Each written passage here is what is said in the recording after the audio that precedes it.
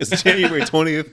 I'm Aaron. This is GameEnthus Podcast, episode 443.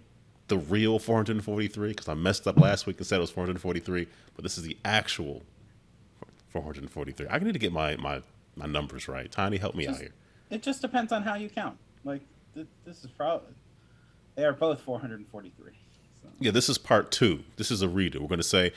Joe, I hope you got the script. We're going to say everything we said last week, just with more spice and more pep. We're redoing our Game of the Year show. Exactly. Because there have been... I can come up with something real quick.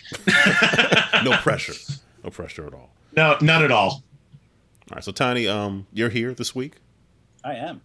All right, but you're always here. We appreciate you, though. I am regularly here, yes. As am I. But what's special is Joe, a.k.a. Phantom Meeple, is joining us. Welcome, Joe. Thank you for having me, and hello to everybody out there. So 443 part 2. See, that's even special. I'm on a part 2 of an episode. That's awesome. You know, the quickening. No, I don't want to say that. 443 part 2, the sequel. We're going to do it right this time. You kind of froze up a little bit. Can you still see and hear us? Oh, I did freeze. Weird. Yeah. Unless you're being really still, which, you know, that's the thing. Nope, I'm definitely not. I'm still here. Can you hear me? Yes, yeah, I can hear you. Oh, that is weird. Yeah, I don't know why I froze up. We have an incoming raid from, I guess, from Panda of the charity board game. So, okay, hold on. Let's reset my camera, see if that works. Nope, that didn't work either. We can still hear you just fine. You know, it's funny. It's like I was saying before we went live. If something does not go wrong, it is not a stream. Exactly. All right. Let me restart OBS here. See if that helps out at all. Well, thank you for the folks who just joined in from the raid. Thank you. We appreciate it. Thank you, Chris. Thank you, Amanda Panda. We're just working out some technical things, as you know, as it happens. It's life. Always does. Yep. Every day. Every single day.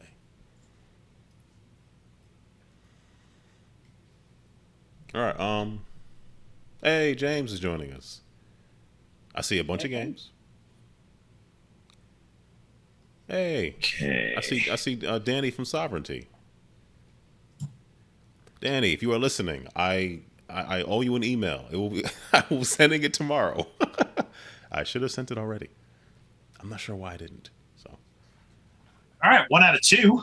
Now my camera doesn't want to work. This is so great. It happens. Oh, thank you, Danny. Appreciate it. Hey, Amanda Panda.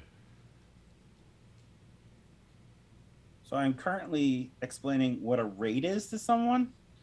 Because I got a text message asking, what is a raid? What is a raid? Okay. So, can you explain it in the most scientific way possible? So actually, I guess I could stop typing. So when another streamer ends their stream, they can send their audience to another streamer that is currently live. So I'm going to guess that was Chris, the charity board gamer that sent over his stream. Yes. It's almost like when you're in a movie theater, everybody leaves and they go into another theater for a movie they didn't pay for, except it's not frowned upon by the owner and staff. Is that a pretty good way of explaining? Yeah, let's go with that. Yeah, that's analogous, right? Right. And none of us have ever done that before, right? No, not at all. Never. See, I feel like you're both being facetious, and I will just be like, no, I have not. Now you're just showing off. No, I think that's more. I just wasn't ballsy enough to do that. So. Oh. Well, like it was more a. I mean, to be fair, I was a goody two shoes as well. I never double dip movies because I was afraid of getting caught. So. It's funny. The last time I did that was because we got to the Sonic movie, and it was like 15 minutes in. Okay. So. And you decided you didn't want to see it? Well, no, we watched it, but I wanted to see the beginning, so we just kind of took somebody else's seats until we saw to the point where we had seen, and then we walked out. That's the problem. That's the problem with like going now. Yeah, reserved seats. Because it's all reserved seat. Like, also, I only see movies on like opening nights, so I try to. The few times that I go. So yeah, I mean, I don't know. I only The only movie I've seen in theaters since 2019 was Spider-Man. And that's because I did not have a choice otherwise. Yes, Spider-Man. That's funny. When I went to go see Spider-Man, somebody was in our seats. I think the guy was on a date, and it was Spider-Man. I hadn't been to the movies. Well, I guess I had seen Eternals, which I enjoyed. But I was a bit curt. And okay, there we go. There we go. Now it's working. Yay! Now it's working. We can go. Now we're good. We're good. We could hear you the whole time. We were rooting for you. It's yeah. At least my microphone was working. So one out of two ain't bad. So now that we can see you, Joe, tell the people out there a bit about yourself. What have you been up to? What have you done in life up until this very second right now? Up until this very second. Well, It started back in 1982 when I was born. And I'm kidding. Write that down. 82. Okay. That's a good year. No, but I guess as of late, I've kind of made it a personal joke that I'm making my presence well known on Twitch because I've apparently just unintentionally guested on so many channels in like the last 2 weeks that I don't want to say people are sick of me, but it's like everywhere I go, it's like Phantom Meeples taking over Twitch, and it's kind of funny how unintentional that is. Sure, unintentional. Yeah. No, it really is. Yeah. I've never asked. I've never straight out went to somebody like, "Hey, can I like guest on your show?" No, it's just they come to me. It's very humbling. Hey, that's nice.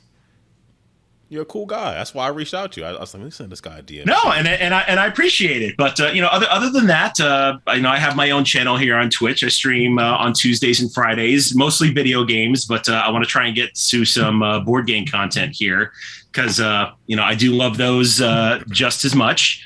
And that's pretty much me. Just streaming on the Twitch, playing a game or two here or there, and just kind of living life and enjoying it. That's a good thing to do. That's a good thing to do. All right. Let me see. I see in the outline you have some stuff here about showcasing puzzle games. Oh yeah. So on my stream, I usually do either a theme week or a theme month, and this week is puzzle games. On Tuesday, I played Tetris Plus on PS1, and then tomorrow I'm doing Bust a Move on Super Nintendo. Are you taking requests for puzzle games? If I do another puzzle week, I gladly take requests. If I have it, I'll play it. Okay, I'd love to see someone, and you, specifically you, play okay. Planet Puzzle League for the DS. Now, logistically, how that works out, I have no idea, but I'll leave that up to you. No pressure. So logistically, that would be a little hard. Streaming a DS would definitely take some. It could work. They do make streaming DSs. However, I can play Tetris Attack on Super Nintendo, which is literally the same game. I was going to say, you could also just play Pokemon Puzzle League on N64. Or Pokemon Puzzle League on N64, all the same game. Yeah. That is true. All right. You win this round. I came prepared. Yes, you did. So yeah, that's this week, and then next week I'm going to be doing a Hanna-Barbera showcase, which should be really fun. Okay. And then next month will be my 1-year streaming anniversary, and that'll be all dedicated to board games. Because at the end of the day, I made affiliates so quickly, and that is partially thanks to the board game community, and I have them to thank. So month long, nothing but board games. Different types of Monopoly every day. Different types of Monopoly every single day. And that's it. Nothing but Monopoly. Nothing but Monopoly. Yep. And the guest I have each day is just going to have to suffer through it. Yep. All the standard house rules too, money and free parking, you have to go around the board like 4 times before you can buy anything, make the game like 4 hours long. I guess that's like half a game. and then we don't even reach the end. We just table flip and call it good. The bank runs out of money. Whatever. Right. Answer James' question. Yes, there are DS emulators and 3DS emulators. They work quite well. So yeah, that Planet Puzzle League is still possible even without But that's neither here nor there. Yeah, that's fine. Tetris Attack and what's the other one that you all said is a good Pokemon Puzzle League. Pokemon Puzzle League. I had a copy of that for N64, and there was no audio for some reason, and I don't know why. That's weird. Yeah, that's So I got another copy, and I forgot to test to see if it had audio. You know, whatever. It's sitting on the shelf. That's the only Pokemon game not released in Japan but released in North America. I wonder why that is true. Yeah, Pokemon. It's based off the anime, but it's only based off the American version of the Pokemon. Yep, it was not based off of the Japanese Pocket Monsters anime. Right. It was purely Americanized. Where Dr. Oak is actually the antagonist. Got it. Misty and Rock and Brock. Yeah, and, so. and Team Rocket, Jesse and James. Right. Are they doing another Detective Pikachu movie? I thought they said they were, but I think they canceled it. I like that. They just couldn't get Ryan Reynolds back. He's just too busy doing other stuff. Too busy making Free Guy, which I'll get into that. But yeah, that was a movie. Yeah, it was a good movie. I'm not feeling that Aaron shares that opinion. It was a movie. I don't know what it was. Really, I think that was one of the best interpretations of a video game done. Like Detective Pikachu is great. Oh wait, we talk about Free Guy. Oh yeah, I love that. That movie was great. Oh, Free Guy was just as good. Okay. Yeah, see, that's where I think the I don't know. My expectations, I think, were just. I went in. I guess I kept getting caught up in like how it didn't make any sense to me. That like, why would you need to like go into your virtual world to administer changes to it? Like, why you would do that from outside of the game? Like, why would the evidence for the game, the fact that it ripped somebody off, be like accessible in it? I did it. Yeah, I'm sorry. It was fun. It just, I guess I expected something different. I don't know why I did. Expectations are just too high. I don't know. Joey, are you still again? You weren't moving. No, I'm still here. Okay. Sorry, I got my fiance messaging me talking about our kid. Okay. Oh, you gotta take those. You definitely gotta take those. Yeah, nothing major. Okay, good. So anything else, this anecdotal part of the show you want to let folks know about yourself, what you've been up to as of late? I mean, honestly, I think I kind of put it all out there. It's just, been streaming a lot, gaming a bit, and just kind of enjoying life all around.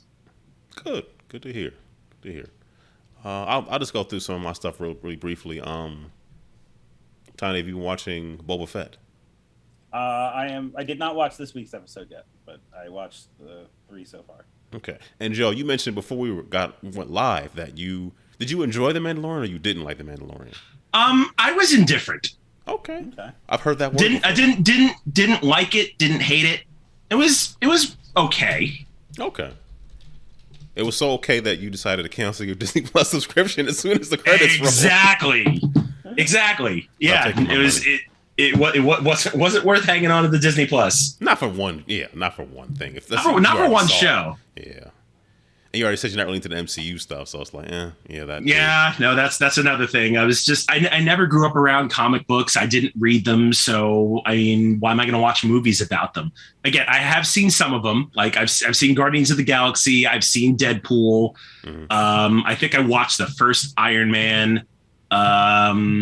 Black Panther, of course, that was an amazing movie. I'll give the MCU that.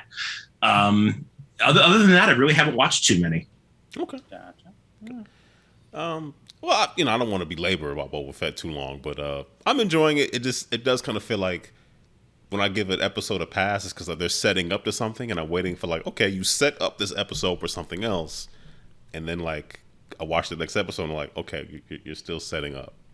let's so it's Dragon Ball in that case. Kind of like it's like 6 episodes of I don't know. He's still powering up, I'm digging it, but I don't know.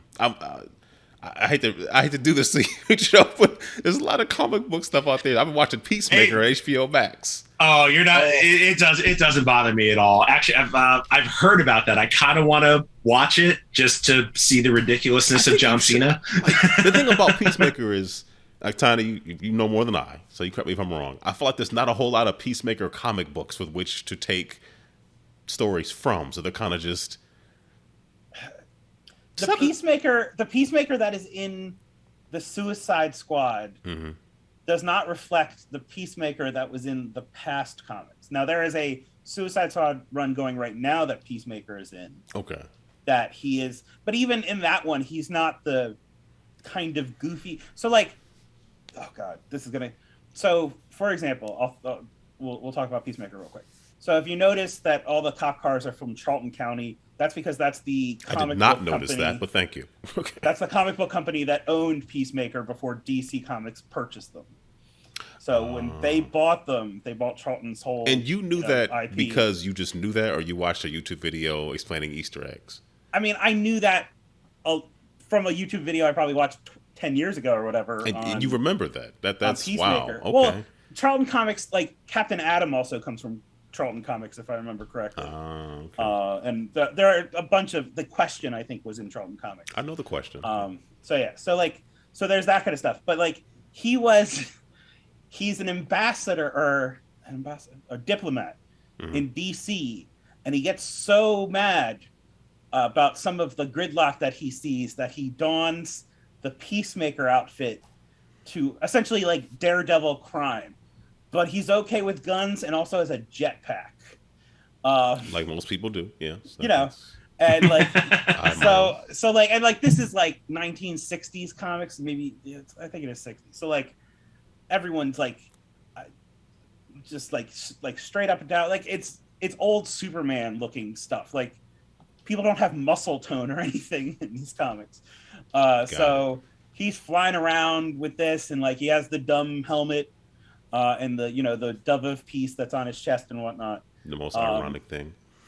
So, but like I remember him, the comics I remember seeing Peacemaker in, there was. Are you aware of the supervillain Eclipso? I've heard the name. I know nothing about Eclipso. So yeah, neither do I. He's a chaos god. But like he got stuck in a diamond, but you have to hold, like if someone is holding the diamond, how big is this diamond? Them.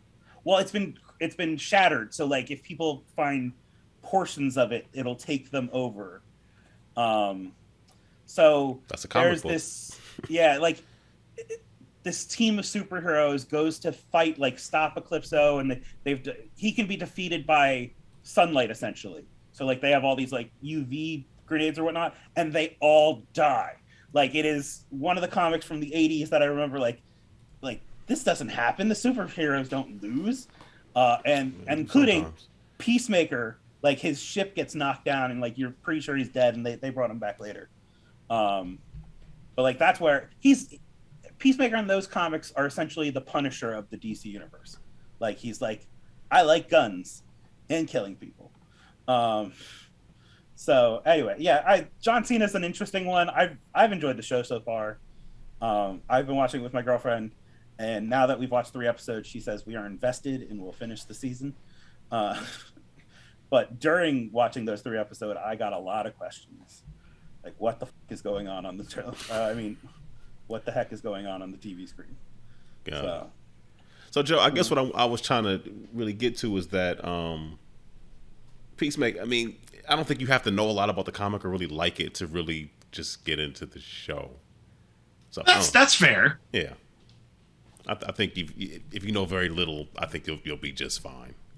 Yeah, I don't know anything about it, so it's probably one I can go into without knowing anything and see if I enjoy it or not. And it does sort of I don't know if you saw. It does sort of a wrap up on the Suicide Squad, like the second one.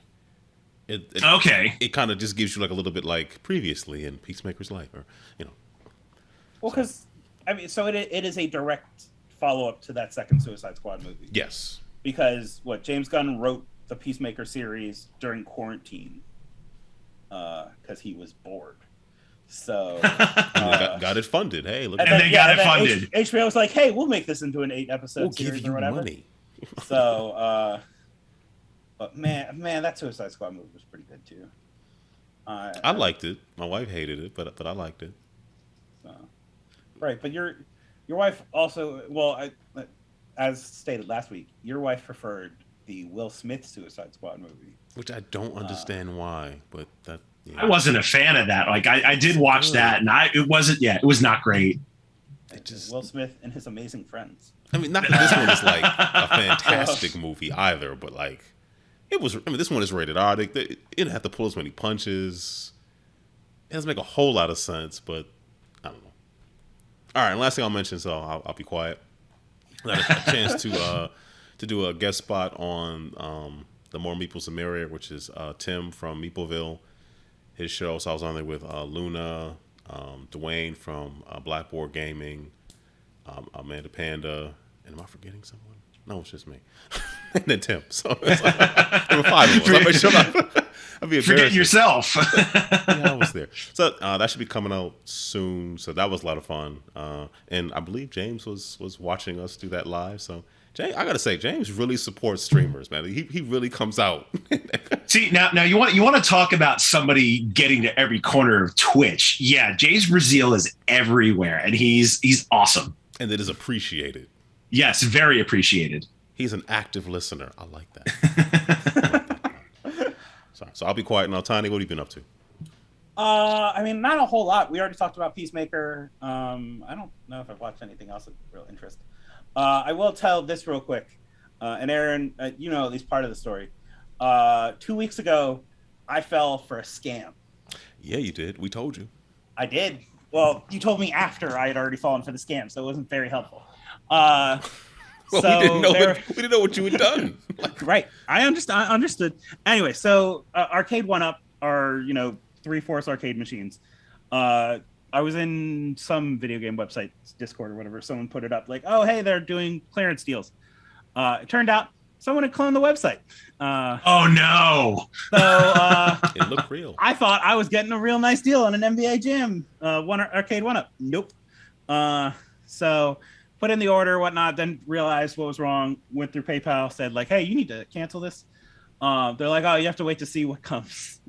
Oh, no. So, nothing ever comes. But like the scam is interesting. So like they do this and you get the money. Then the website was down. It was taken down within like 48 hours. But like it had a working user system and all this stuff. Anyway, so I filed the complaint, whatnot, and then suddenly there's a delivery confirmation. Okay, this just got interesting. And so PayPal's like, oh, well, the sellers provided a delivery confirmation. We're going to close the case. It was a legitimate purchase. And I say, well, nothing showed up. But the delivery confirmation's from USPS. And all it really says is something was delivered to the city that I live in. And that's it. Like, it doesn't give the address or anything. So I'm going through with USPS trying to figure out, okay, like, this doesn't make any sense. Like, it says it was delivered to the mailbox. This arcade machine should be 88 pounds, and even if it's disassembled, the longest piece is going to be about 5 feet tall. So fitting it in a mailbox would be really impressive. Really big mailbox. So like you're going back and forth, and so we're going back and forth, and then I'm like, cool, let me go to USPS, figure out what the thing, open an investigation, and I figure out they're like, oh, the delivery confirmation doesn't match your address. And I'm like, okay. I have screenshots of this, send it to PayPal. They're like, we need something from USPS. So I get on the phone with them. They're like, oh, actually PayPal changed their process. They're actually should be calling us. We can't give it to you, a private citizen. And I'm like, okay, that's fine. I'll repeat that back to PayPal. But I'm looking at it. I'm like, looking back at the tracking, I'm like, yeah, it just says Wilmington, Delaware. So I'm going through, and from what I can tell, and from some tools I use that I use for work, they essentially build a database of delivery confirmation numbers, and based on your zip code, they just pull one out and put it onto the order, so that now you have to dispute it and have to prove that nothing came to you, even though you have a delivery confirmation that said, hey, it arrived at Philadelphia, Pennsylvania, and that's what you listed as your delivery city. So like it's a real interesting part of the scam, because once they have that delivery confirmation, PayPal will just say, oh, okay, this counts. And you have to then go back and prove, yes, this is a active and real delivery confirmation. it was for like someone's heart medication somewhere, in the same place that I live, not the actual, piece that I ordered. So, I mean, PayPal refunded everything today. I got on the phone with them, and it was about 20 minutes of like, okay, here's what it is. So, like, it would have been $150. I would have been fine if like I wasn't in trouble, or like this wasn't like a life-changing amount of money but like it was the principle thing. I'm not letting these people get away. So but anyway, yeah. So I don't know. If you think something's too good to be true, it probably is. I mean, like the price is a $200 NBA Jam. Yeah, how much is that going for normally? Like, what, 5 something is what I was seeing. Okay, because the Simpson one goes for like, why does it go for $700? Is crazy. I mean, is it because the bowling stuff is built in? I think so, and I think like also if it's new, like it's not unheard of for them to get down to this price. We've seen it at Walmart's and whatnot. But that's generally retailers trying to clearance stock. But anyway, I'm glad it worked out ultimately for him. But yes, yeah, like I mean, it's a fun story. That's an intricate scam. Like it's just. I'm not even mad. I'm impressed. Right, like you think about it, like it's a cool how it works is a cool idea, because like that means either they're building some random database that's just like brute forcing the USPS's database, be like, okay, put in this combination of letters. Where is this going? Okay, when I need to pull from Philadelphia or Brooklyn or wherever, pull that and provide that number, and you'll provide it 100 times. It doesn't matter as long as it's within an applicable time frame. Or they are running another business that has legitimate access to the USPS backend because they use it for shipping and whatnot, and then just feeding those numbers into their illicit business. So I mean, hey, all's well that ends well kind of thing. But it was an interesting time trying to like show and like how does this work and why is this not true? So the most important question is, which version of NBA Jam is this? I mean, this was it's 3 games in the stand-up cabinet. It's NBA Jam Tournament Edition and then NBA Hang On. Hang Time? Or Hang Time. Yes, Hang Time. And then also, I believe the NBA Jams had online play. Yes.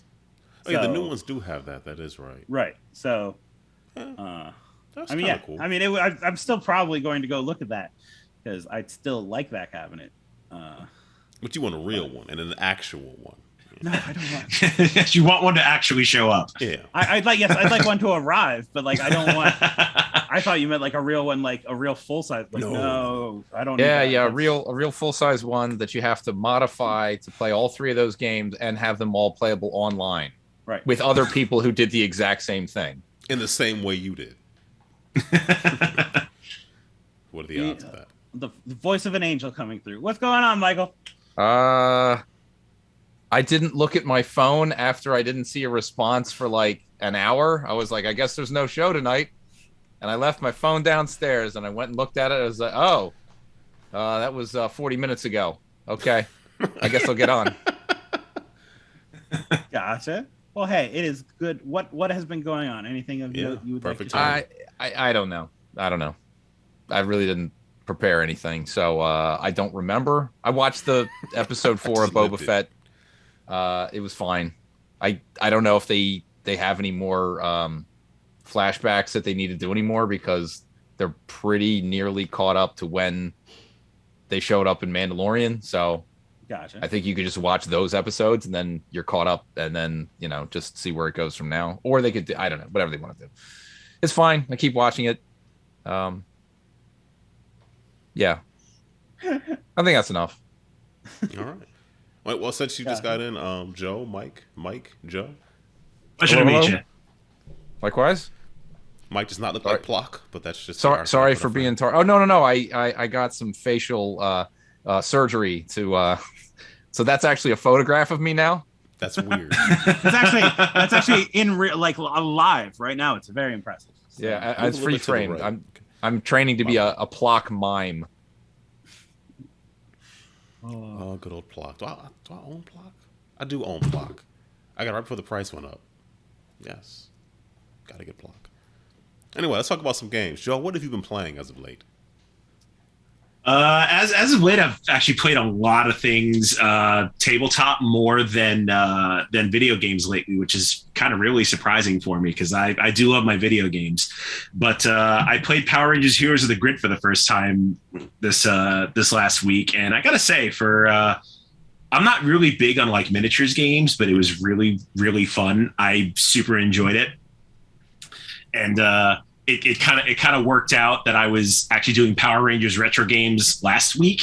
So the fact that I got to play that on stream with somebody, which is really really fun. So that really worked out. Other than that, I don't know if you've heard of Almadi, but that's a super fun game. What are the mechanics? Well, can we go back to Power Rangers just for a second? Yeah, sure. We can go back to that. So it's a cooperative game. Okay. I was playing with one other person, but we basically played 2 Power Rangers because the 2-player rules are kind of convoluted. It's like a deck build. It's like a deck builder of sorts, except you don't get any other cards. But you have a deck of cards, and they each have like attacks or defenses. And there's a board in the middle where monsters and putties come in, and you basically roll combat and defeat putties and monsters, and you keep playing till one side wins. And eventually, as you beat putties, they count as experience points, which unlock Zords, and eventually you get the Megazord. So this is from Renegade, right? Renegade, yeah. Okay. I like deck builders. Like you really like into the IP, or you just like deck building and like co-op games? I'm not opposed to co-op and deck building games. Like I just like games. I love playing games. Like theme isn't big. If a game has good mechanics and it's fun, I am all about it. Same here. So I mean, whether it was Power Rangers or, it could be the Muppets. I'm like, if it's, as long as I like what I'm doing. That is a great idea. Muppets game with combat, like the possibilities. Animal uses drumstick, 4 damage. Yeah, Disney needs to get to work on that. They might. They just might. It's funny when you said it. I don't think you said it was a deck builder at first. That's the first thing I thought of. Is I know they had a deck builder that just came out. Yeah, they are making a deck builder, but I guess it's a deck builder in the sense where you have a hand of cards and you're refreshing them through the mechanics of the game. So you're always going to have like a different hand of 10. I think it's 10 or 12 cards. Okay. That you're working with. Cool. I've not played that one, but I've heard good things. So. If you can get your hands on a copy or somebody has a copy, I would recommend give it a play.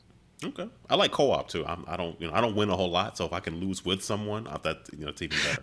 Yeah, and the greatest part is like we were down to our last turn and we were fighting. Rita Repulsa was the boss, and if we didn't beat her on the turn we were on, we flipped ahead to see if we're going to lose the game, and we were totally going to lose if we didn't win. So it came down to the wires. It was super fun, very exciting. Good game.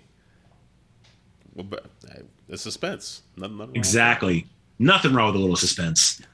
Okay, now Almadi. You mentioned Almadi. What is? Yeah. Almadi's a really interesting game. They released it on Board Game Arena, I think, 3 or 4 months ago. It's still pretty new. It's a tile laying puzzle game where you're picking tiles from a central board, and they have either arrows or icons on them, and depending on where the arrows on the tiles point to, you can activate different abilities. Like you can collect money, you can get items for your sales stalls, and a whole bunch of other stuff. And it's a really fun game. Definitely give that a try as well. But the publisher Funny Fox doesn't have an American partner yet, so I had to import it from the UK.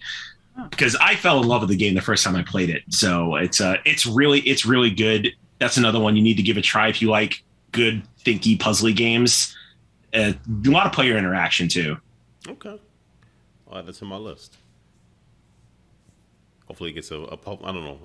Is there any talk about it being published here, or is just? They're trying to. I mean, Funny Fox has released other games here, but I guess Almadi is still rather new. I think it only released in Europe back in September, so it's still relatively fresh. What are some other games that they've made or published? Have you ever heard of Dinner in Paris? I have. I've not played it, but I've heard of it.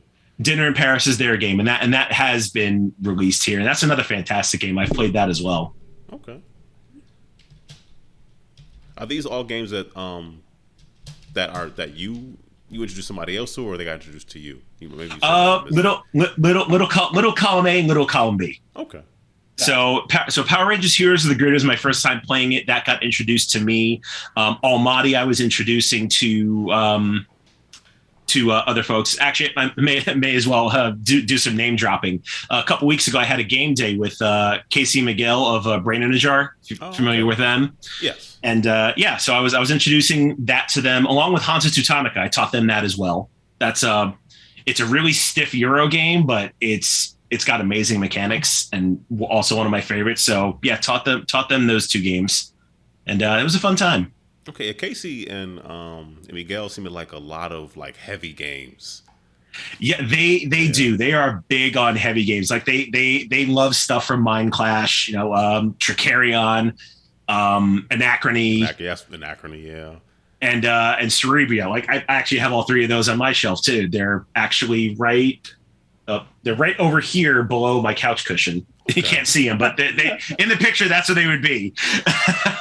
But yeah, they do enjoy a lot of heavier type games, and I think that's what we kind of bonded on. Like the first time I dropped into their streams and found out that they live across the water from me in Seattle, and yeah, the rest is history. We get together every now and then and play some games. That's what's up. I don't own a lot of heavy games. I have a hard enough time getting my family to play like light to mid stuff. So heavy, it really be sitting there on the shelf like, are you gonna play me or what? Like, yeah, well, I'm very thankful that my fiance also enjoys the same type of games that I do. So we do have quite a bit of heavy games on our shelves, and they definitely see some play. Good. There's enough shrink wrap going on here. I don't need more shrink wrap. Although I do like punching. Punching is fun. So punching is great. Like I get a new game and I'm like, all right, I get to punch out some stuff, bag it, sort it. Like nice. That's fun to me. Yeah, it is enjoyable. That really is. All right. What else you been playing? Let's see what else. Downfall of Pompeii. I played that. That's a rather older game. I'm trying to remember who designed it. Same guy who created Carcassonne. His name is escaping me. Oh, it's escaping me too. I wish I could help you. Yeah, but he created Downfall of Pompeii. It's based on the eruption of Mount Vesuvius, where you put meeples on the board to populate the town of Pompeii, and then the volcano explodes, and you're rushing to get them out. The best part of the game is when you're playing with 4 people, and if lava catches meeples trying to run out of the city, you throw them into a mini volcano. It's so satisfying. A little morbid, but satisfying. Like, so you do like theme? Aha. Okay, I do like theme. I just said theme isn't high up on the list when I'm evaluating a game. No, I gotcha. But if something is done right, you recognize it. It's like, hey, that's 100%. And it's also great because it's a competitive game. So if you catch your opponent's meeples trying to escape the city, you give them the eyebrow raise and be like, there they go, there's your meeples. All right, James just said Klaus Teuberg.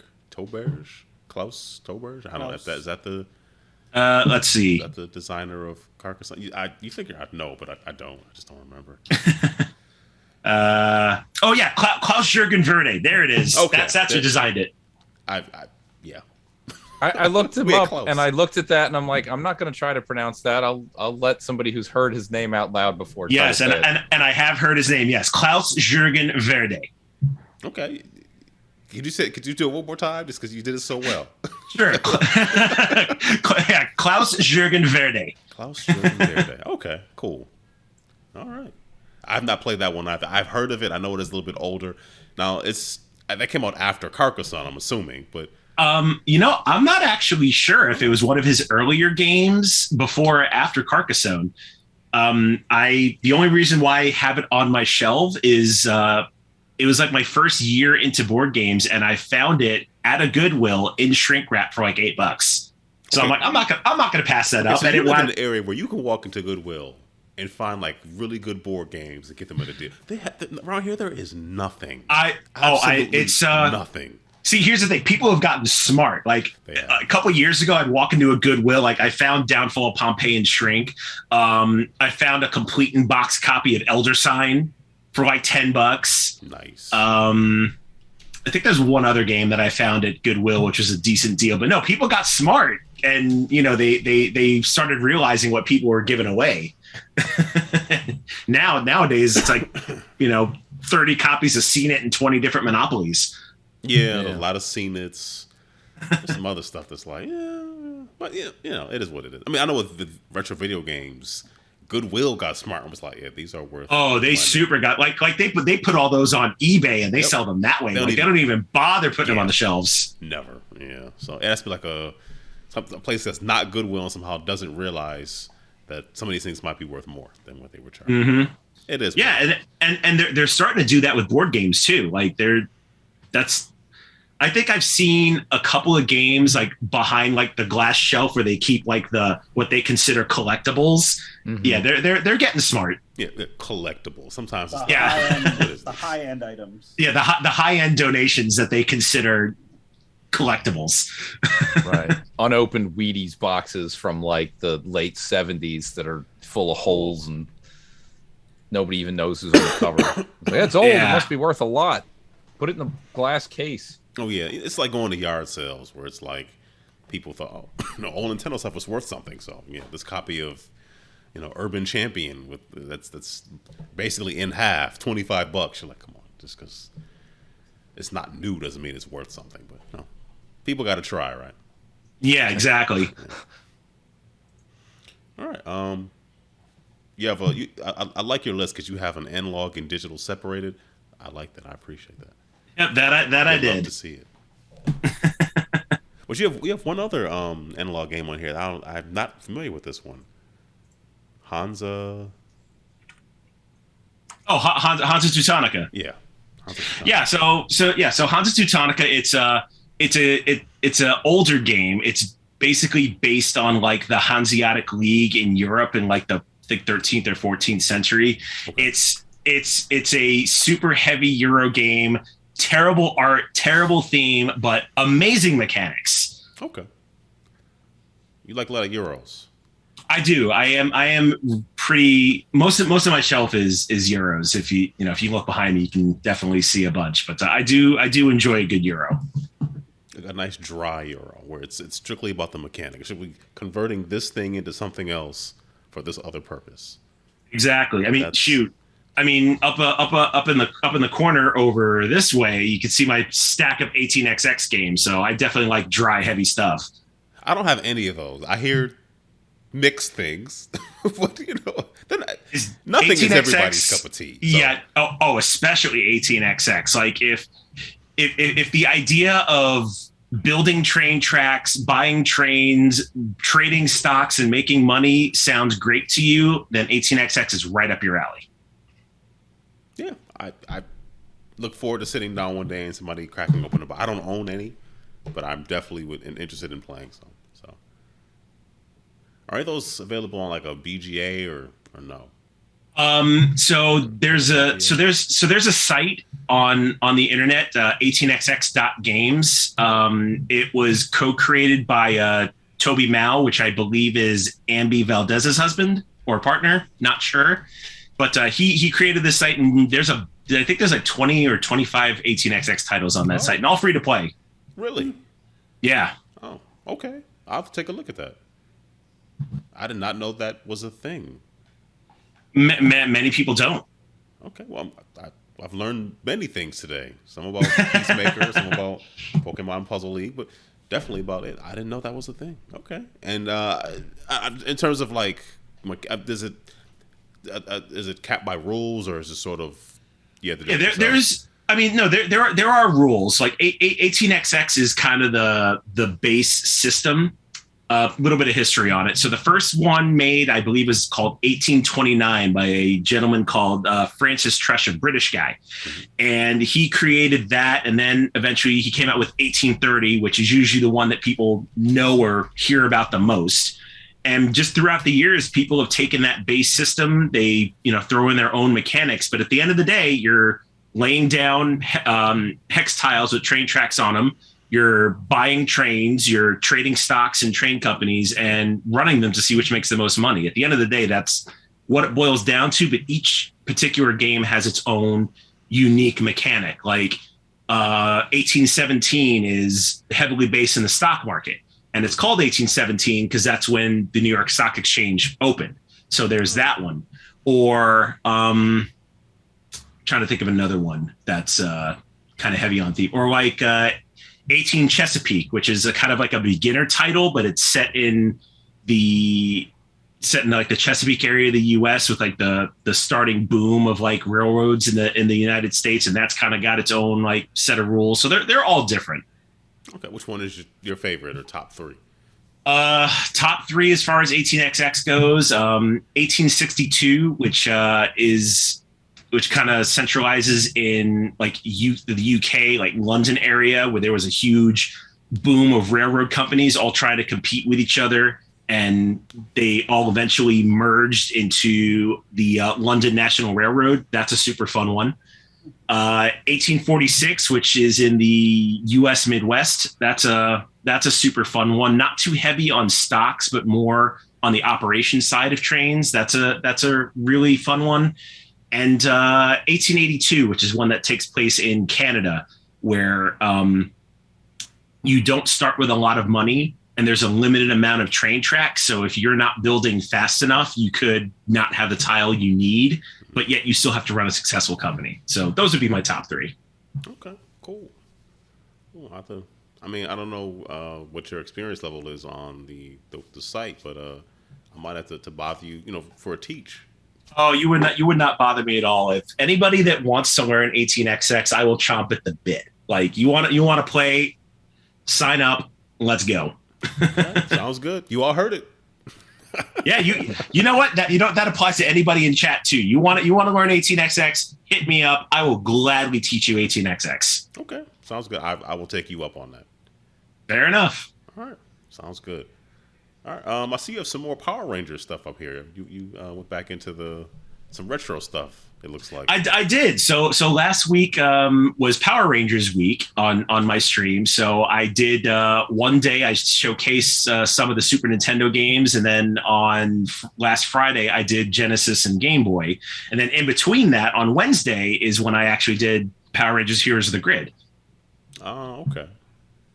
I don't think I ever owned any Power Rangers games. When I think about it. I mean, they're not all of them are great, but they're playable. to put it nicely. Is that true? Like Lightspeed Rescue on the N64, which Aaron, I would have thought you would own a copy. Oh God! Okay. It's I so mean, bad. After like the heyday of like Super Nintendo and Genesis, I don't speak about those because they're just terrible games. Definitely not great. No, nothing. I mean, anything's better than Carmageddon 64, right? Nothing can be that bad. Why you got to go there? Why you got to go there?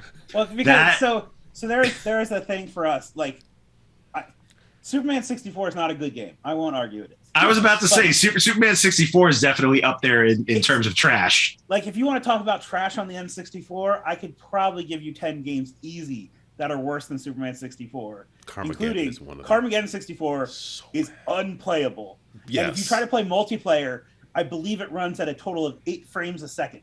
Okay. In you got department. Okay, you've got a top 10 list of terrible games. I need to hear this. I'm interested. If we need to do like Blues Brothers 2000, the N64 game. That's bad. Oh God. The multiplayer in that game is Dance Dance Revolution. Just a heads up, never released a Dance Dance Revolution pad for the N64 in anywhere but Japan. So oh my goodness. And it's a collectathon that doesn't give you any real good directions. We can go through, but like we were doing our Extra Life stream a couple years ago. I'm like, I'll play Superman for 2 hours with like no problem. It's not great, but like there's interesting parts of the story behind Superman 64. Like they made a different game. They did. And then Warner Brothers came and said like Superman can't be seen beating up normal people. So that's why everyone that's in there is like a shadow demon that like everyone's just straight. They took all the textures off and they're just a black figure because Superman can't be seen beating up like humans. and whatnot. So like, and then Titus had 5 minutes to go and change the game, because there's a PS1 version that never released. Yes, that's true. That is a better version of that game, because they lost the licensing in between releasing the N64 and the PS1 game. Like, they didn't renew the Superman license with Warner Brothers. Not surprised. So I mean, like, there's a lot of things to point to. All 3 of these games, by the way, published by Titus. Good old Titus. So like, you could point to bad things, but like Superman 64 has at least some charm, and like they have the voice actors from the cartoons and whatnot. Some cutscenes. The Batman Beyond game that no one talks about. Oh, okay. Terrible. That's bad too. Yeah. The Power Rangers Lightspeed Rescue, I'm pretty sure uses clip art for most of their cutscenes, like 1998's Windows clip art. Anyway, there's a whole. I mean, even like Hey You Pikachu. Hey You Pikachu is an amazing idea. The N64 was not powerful enough to do voice recognition, and also they only programmed it to hear an 8-year-old's voice, an 8-year-old Japanese child's voice, and then they didn't change any of the voice profile. So anyone else playing Pikachu most of the time is like, I don't know what you're saying. I ordered that microphone from eBay and plugged it all in. And was like, yes, it doesn't work. God, I remember playing Hey You Pikachu and just being excited about it, and then seeing it in action. I'm just like, what the hell did I just spend $70 on? Yeah. The ads were so much better. Like, oh, you're going to tell Pikachu to do your homework, and then Pikachu's going to, like, lightning bolt you or whatever. That sounds like, deadly. So, I mean, it was, hey, You Pikachu had to walk so SeaMan could run. Don't say that in public. I mean, everyone You remembers could have said SeaMan, but sure. The classic game SeaMan on the Dreamcast, with Leonard Nimoy voicing a weird fish with a human face. Yes. Oh God, I remember that. Oh, it's a Dreamcast game, right? Yes, it's a Dreamcast. Oh, good Lord. So, was there a sequel? On PS2? It's on PS2, right? I thought it was on Dreamcast. I thought they'd done both on Dreamcast. Oh, I thought the sequel was on PS2. But I can't believe that game warranted a sequel. so, Yeah, it is kind of amazing that they did that. But yeah, Sega has, Sega does some Well, stuff. we see where Sega is now. Yeah. They might get I purchased mean, by next week. Who knows? Well, that's the thing. So like, we'll talk. We'll talk about it. Right. That's a separate topic. Anyway, yeah, there are a lot of bad. N64 had a lot of bad games, and Superman 64, I think, gets unfairly. Like, people were excited about it. That's why it gets so maligned. Yeah. Because like it had the potential. No one was looking at Blues Brothers 2000 and being like, "Oh, that's Game of the Year material." The movie wasn't a movie that most people remember, even though, like, I don't know, I enjoy some of the music. I remember it, and I particularly enjoyed it. Dan Aykroyd, John Goodman. I mean, it was okay for what it was. Yeah, it's an don't okay remember it, movie. really. The first one is so much better. The first one is just gold, comedy gold. But I mean, even like Earthworm Jim 3D, that game's not good. Okay, that it is playable. Yes, like it is. You're getting towards more like reasonable games. But now you want to talk about a 3D game that's unplayable. Let's talk about Bubsy 3D. Bubsy, okay, I saw Bubsy coming. That is a steaming pile of trash right there. Didn't Rahdo design that game? Did he? Oh God, I think he did. Back when back in his video game development days. My goodness! I think he was one of the designers. Okay, I'm googling. I need to know. I feel like I need to know. Okay, please let me know if I'm wrong. I think I remember hearing either him say it on one of his videos or just having looked him up. Went, oh, okay, he made that. Yeah, I need to see this. Okay, let's see. Yes, he was a designer on Bubsy 3D. Yeah. Oh my God! Richard. Wow. Ham. Richard Ham. Sure enough, it's there on the Wikipedia. Everybody in print. Pass, Joe. This is true. I too have a pass. I just don't talk about it. Yeah, yeah. Oh, James said Fable. I thought he kept making stuff after Bubsy 3D. Okay. Fable? Okay, well, he worked for Lionhead Studios. Oh, I didn't know that. well, you know what? If he worked on Bubsy or Fable, he can only go up from there. Well, let's be careful. Which Fable? Because was it Fable: The Journey? I think he had quit making video games by then. Fable: The Journey. Oh Lord. The Kinect game we played. We did like an hour and a half of that a couple weeks ago when we were doing our extra life. Did Syphon Filter apparently? He was on the team for that. I guess he worked for 989. James said it may have been Fable 2, which was the best Fable, right? If memory serves. Yeah, because Fable 2 was good. One was way, the expectations. If you Peter Mom was saying it was going to, fix your marriage, straighten your teeth out, and then it was like, this game was 4 hours long. Like, you're going to love this tree. Then 2 was good, and 3 was like, hey, I'm getting to the end. Wait, it's over. Well, but, so the thing with 3 is you're always under pressure to be building your economy because you have to, raise an army to stop an impending doom that's coming. Like you do. So, at one point, you're it's do you want to build schools or do you want to put kids into, directly into the coal mines? Just funnel them in. And, there's no in between. You have to do the latter if you want to win. There's no real choice. If you don't want everyone to die, you have to be a terrible person. Anyway, Peter Molyneux. Milo will throw you the goggles. I'll thank you for the follow, Granny Gamer. Yeah, so that's a nice little little distraction we have. Yeah, that's a heck of a segue. We go from video games to Rado. Hey, when you said Bubsy, I was like, wait a minute. No, I mean I had no idea until you just said something. I learned something new today. Oh, I learned more from James. James mentioned Fable and Syphon Filter, Fable 2. He said he did a lot of video game stuff. He started at a Nintendo 800 call center. Fun fact, his extension was 666. How do you know all this, James? Yeah, how? Wow. That has to be a Wikipedia entry. Yeah. Is James Rado? Is that? Oh, maybe that's why he's so supportive. Right, by mistake. Okay. Yeah, it's I got to talk to the third person here. I can't give up my front. No. I mean him. All right, so back to you, Joe. Sorry, we got kind of back to me. Oh no, anyway, he answered. He said that was on the Rado and Ruel show because they've been collaborating as of late. Okay. So if it was said there, it must be true. It must be by the man himself. By the man himself. Yeah. All right. So you have Red Dead Redemption and Skyrim up here. You enjoying those? Yeah. So I just started Red Dead Redemption 2 because a bunch of friends of mine started playing it. They do the online component. They're like, "Hey, play with us." I'm like, "I've never played it in my life, but I'll give it a try." And I've enjoyed it thus far.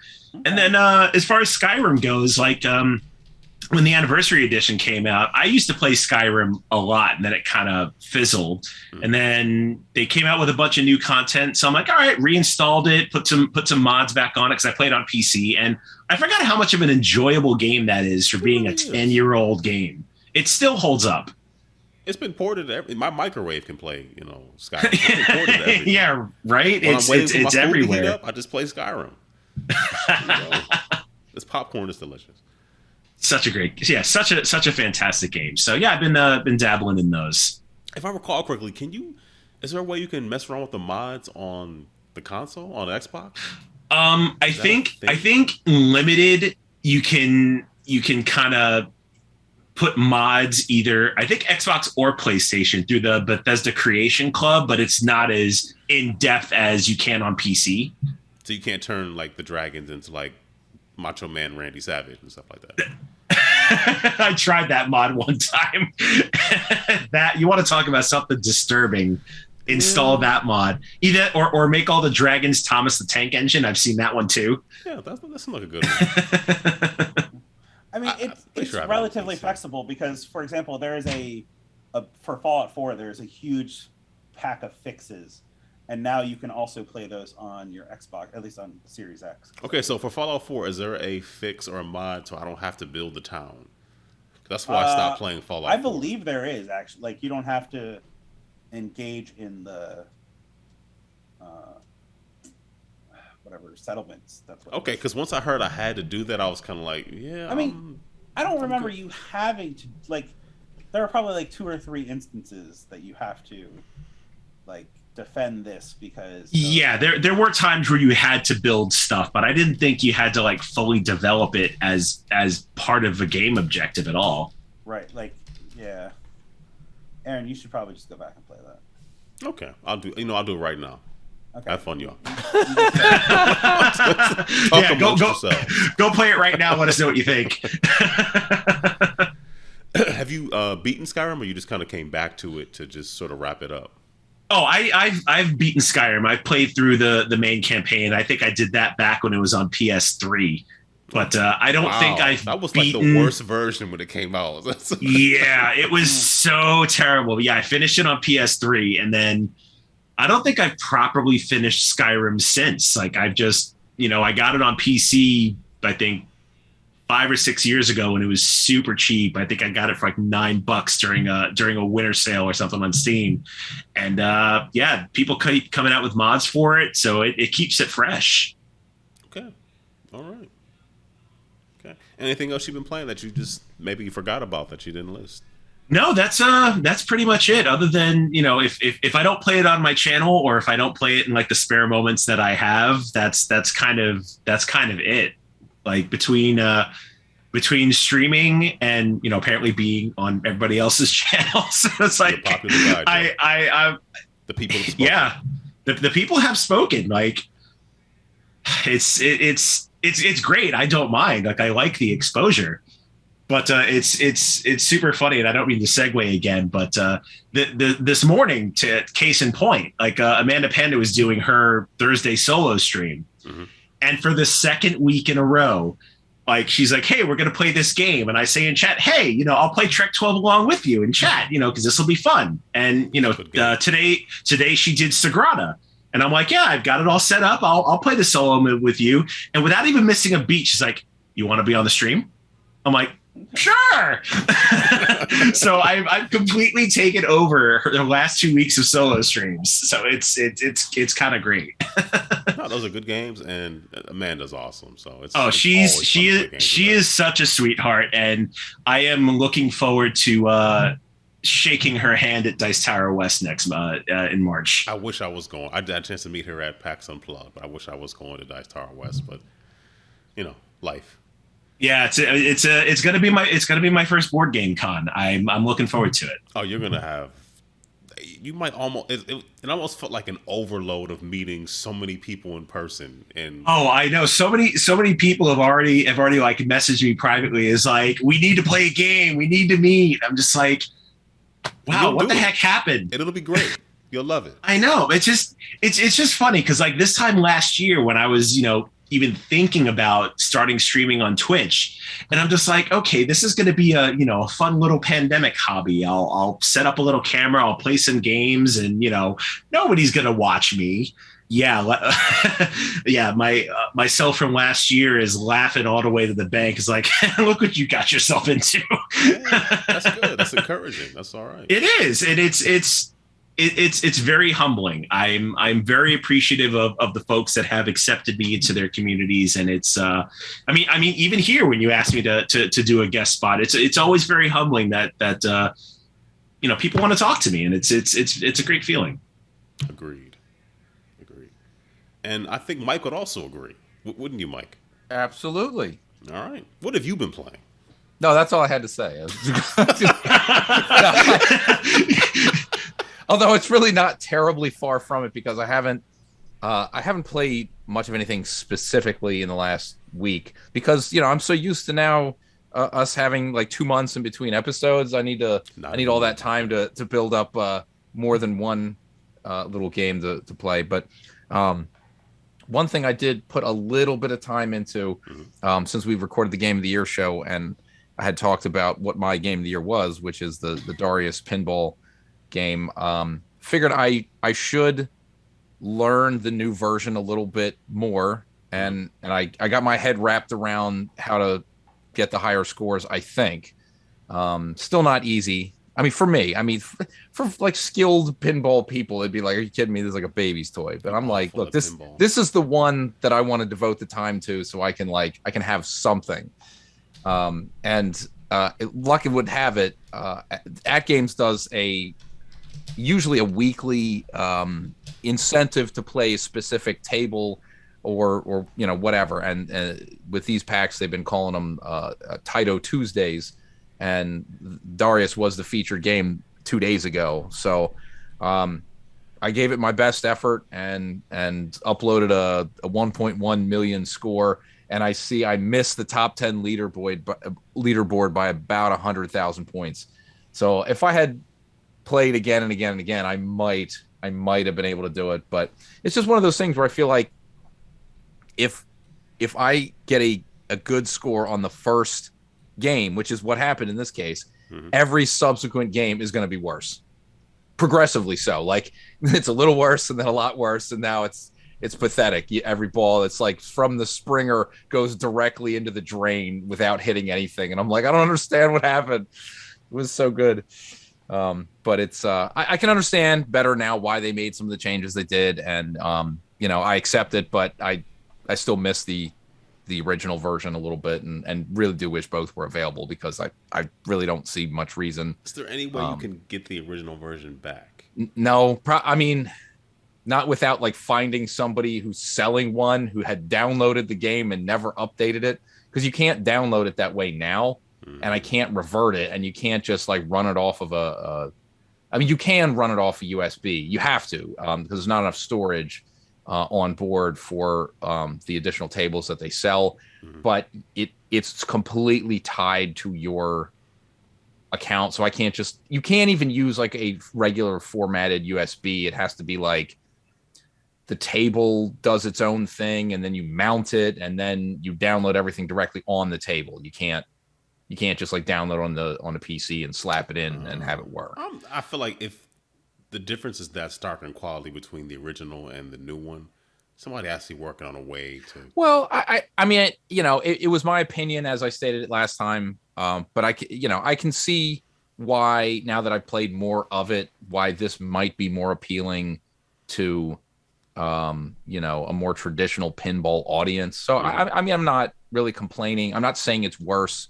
I mean, I may have said that last week, but it was really more of just a feeling of, what I liked about the original version. That's all. But I can see it's good. It's quality. I do like the changes they made on most of the other Taito tables that they also updated, because some of them I just thought were, pinch my nose, but instead of playing it, it's like this. I'm glad I got something good out of it, because these other tables are no good. Well, the newer versions are more playable and more fun for me. So I appreciate that. But outside of that, I poked at a few more random arcade games, but not really much of anything that is worth even mentioning. And then the rest of it's just whatever's on Game Pass Quest, which is great, because more and more now I'm just loading up the streaming thing on my iPad, and I'll just launch a game and then get my points and then immediately shut it off, because it's like I don't have to download anything, I don't have to play anything.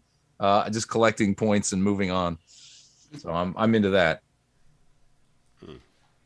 But really, other than that, really not a whole lot in the games department. Okay, well, I'll have a stark contrast to that, as I've played a ridiculous number of things. Excellent. Because I have a problem.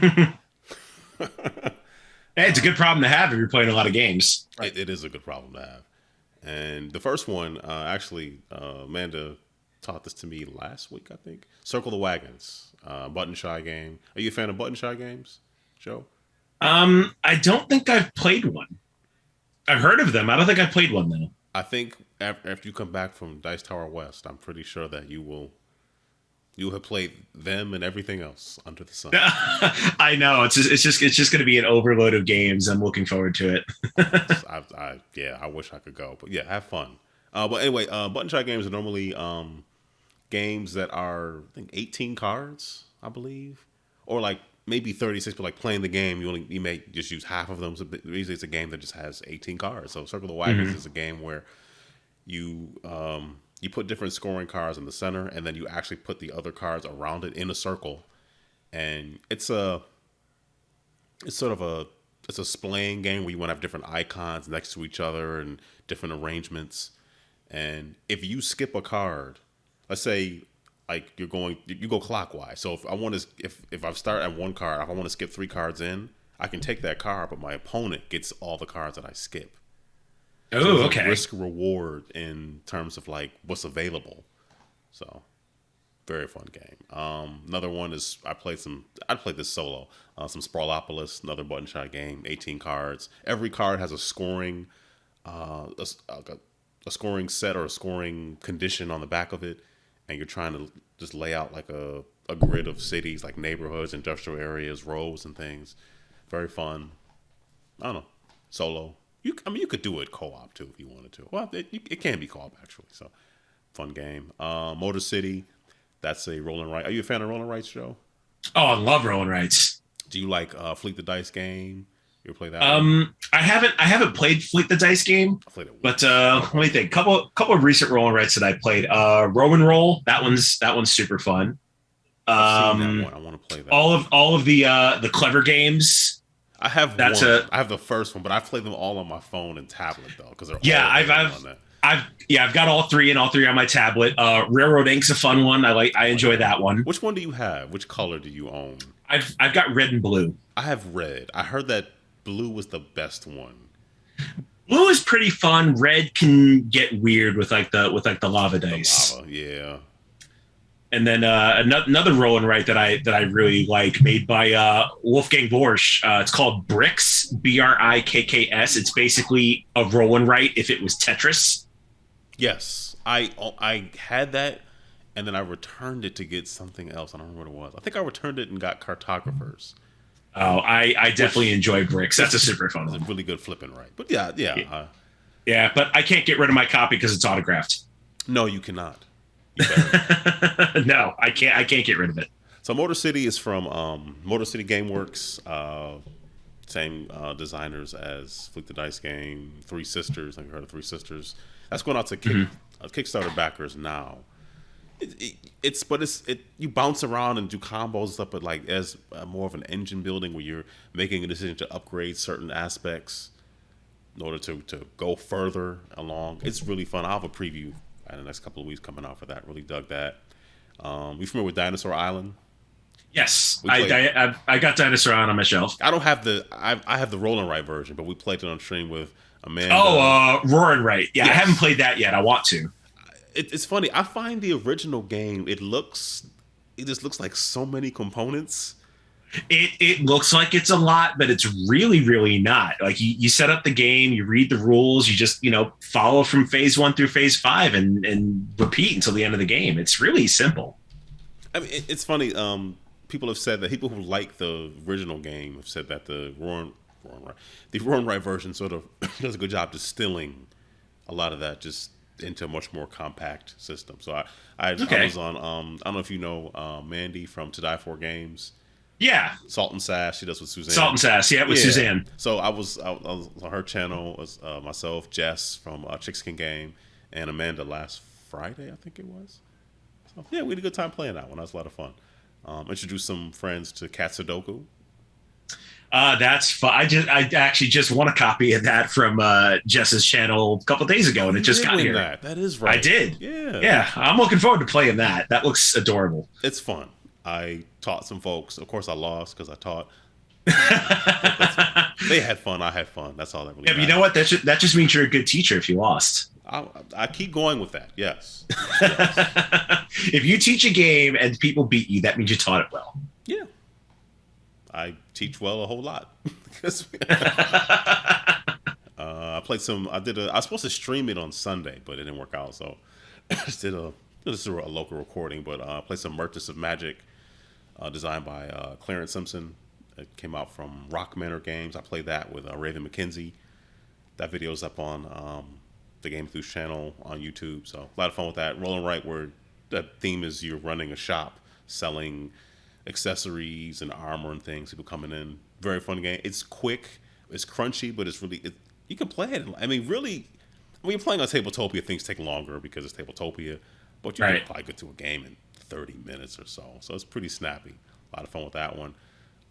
Went to a friend's house last Saturday and introduced to a game called We're Sinking, which is a semi-cooperative game where you can kind of, you're in a boat and there's like either holes in the boat that need to be repaired. You have to fight a kraken.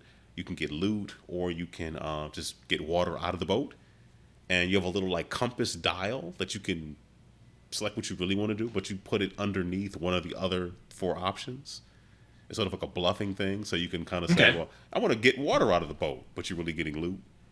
So it has also a prisoner's dilemma kind of thing, where if too many people, enough people are going for the loot, it, prisoner's dilemma, figures out who actually gets it. Very fun game. He's been working on it for a while. He has the one prototype. It comes in this plastic boat with different layers in it. So as more and more water gets in, you just take off a layer of the boat. It just gets worse and worse.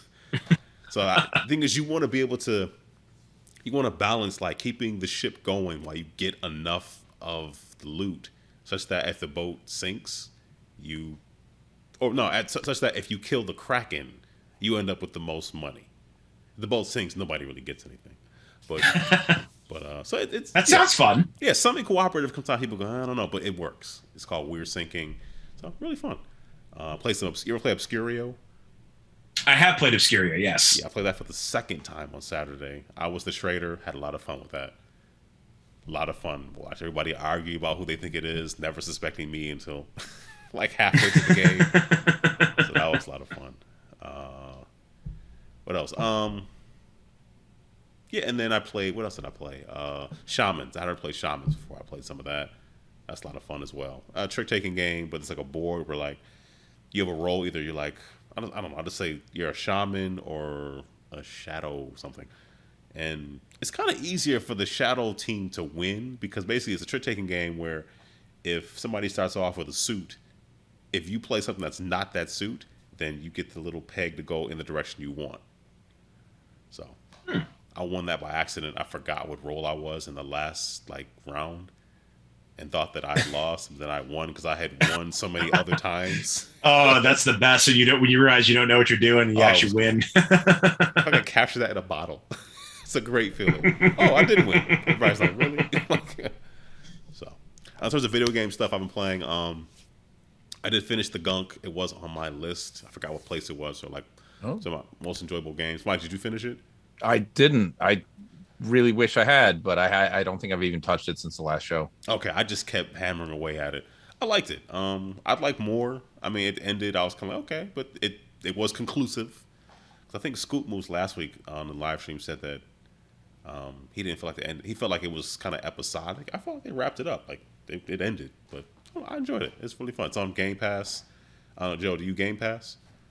No, I'm a Sony guy. I'm not really big on Xbox. Okay. Well, Sony's going to have something coming out to compete with Game Pass soon, apparently. Yeah, I'm hoping it does compete because they're definitely sinking fast, especially with Microsoft owning the world now. Breaking news: they just bought Sony. No, I'm kidding. Oh, imagine! You kidding me? I would be losing it right now if that was even remotely true.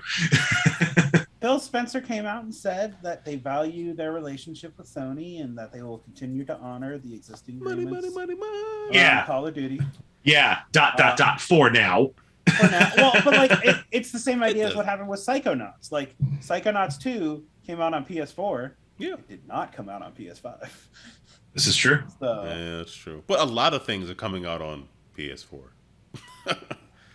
Because they're all playable on PS5. Because they're making more PS4s. Yeah, and I think Game Pass also extends to PC, and I do have a gaming PC, so who knows? When Microsoft does own everything, I'll jump on board.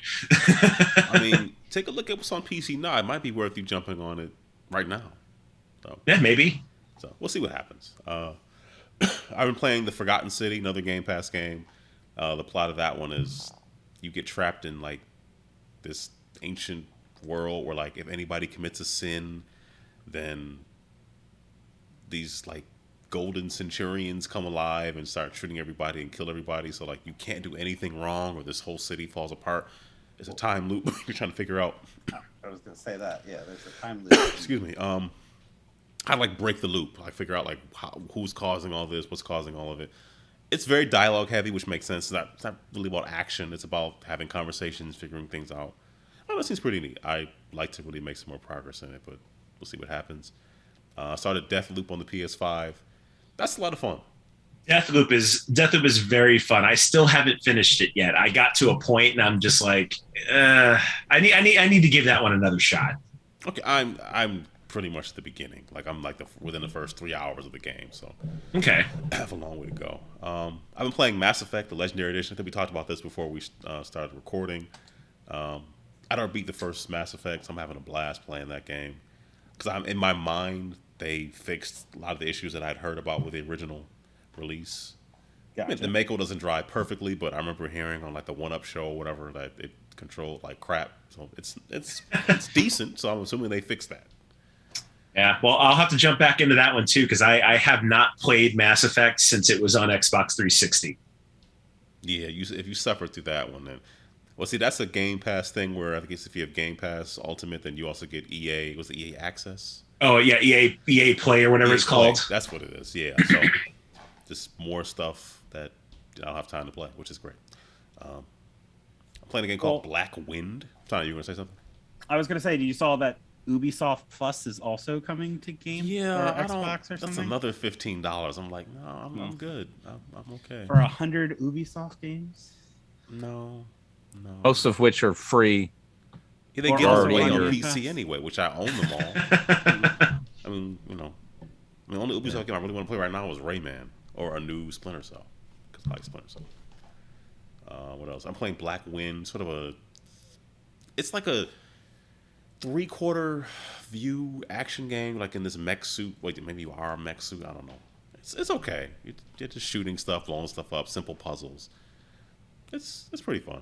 Okay. Started playing Bright Memory Infinite on PC. Stylish first-person shooter. I think it's made by like one person or something like that. It looks crazy good. Isn't that supposed to be the VR one? Is that in VR? I don't know if that one's in VR. I'm not sure. I'm not sure if that's in VR. But I know there's a version of Bright Memory on Xbox. I think it was a launch game or a launch window game on the Series X. Okay. But it's funny, the first-person controls remind me so much of Titanfall. Very tight. But it's a melee component. Like, you can shoot and then switch to your sword. Like, you can do moves, knock your enemies in the air. There's a lot of moves in it. It's really fun. I'm really liking it. I played this a couple weeks ago. I guess I never mentioned it. Maybe I did. I don't know. Battle Royale, which is free on Steam, which is a Battle Royale word game. So, like, you're a letter that gets dropped in... and you're trying to spell words. I lose every time. I have no idea what I'm doing, but the premise that sounds interesting. Is so interesting to me. Yeah, how does the mechanics work? I'm confused. I've played like 20 times and I still don't know. I just drop in as a letter. So let me ask this: is this a third person? Like, are you dropping in and then like randomly, like you're an A, and oh look, there's a V and an N next to each other, so you have to squeeze in between to spell van? Like, I think it's like you drop in. But when you drop in, you're trying to connect yourself to spell a word, like when you land. What is the perspective of your dropping in? Like, okay, think about dropping in like a PUBG. Okay, so it's an open 3D space. No. Okay, so then nothing like dropping in PUBG. Yes, that was a bad example. just to be Imagine clear. like dropping in on a Scrabble board. That's what this game is. Okay, so you have that top-down view of... You have a top-down view, and there's landing spots that you're trying to hit. Yes. Okay. Okay, so like a Weltress. Like you're trying to drop into a space. Weltress was horrible, but yes, like a Weltress.